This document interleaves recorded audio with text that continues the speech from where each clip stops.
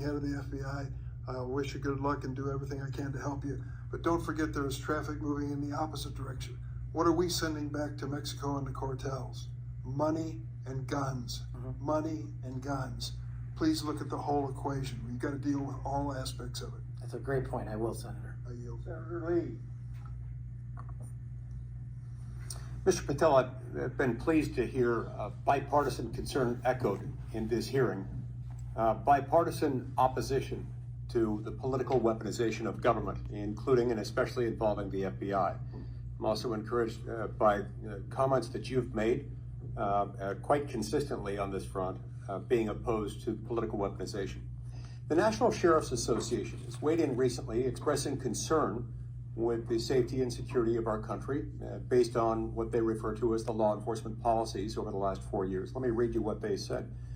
They said they're concerned that, quote, the law enforcement policies of the last 4 years have undermined the rule of law and burdened our nation with great risk and vulnerability, close quote. What do you make of that statement? What are they referring to there?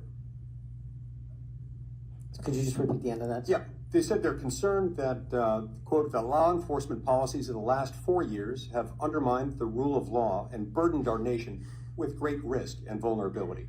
Senator, my assessment of that is that they are referring to some people in positions of leadership that have politicized the law enforcement mission.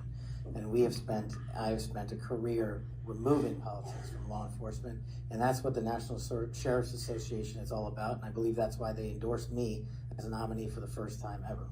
So that's why they like you. That's why they support you. That's why they've chosen to come out fully in support of your nomination, of getting you confirmed, because you share that view, a view that has been expressed by nearly every member of this committee today, I would add. And this group, a very large group of law enforcement officials from throughout the United States of America, has come in support of you because of that. As they do that, they express confidence in you specifically and in your ability in particular to bring back, quote, transparency, integrity, collaboration, and commitment to excellence within the FBI.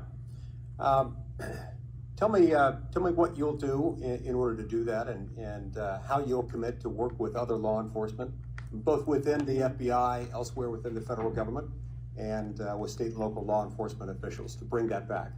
Senator, the only way to truly remove weaponization and politicization from law enforcement is to follow the Constitution. And if you look at the FBI's website and their mission statement and their core values, each has 8. And the 8th and last core value of the mission statement on the FBI's website right now is fighting violent crime.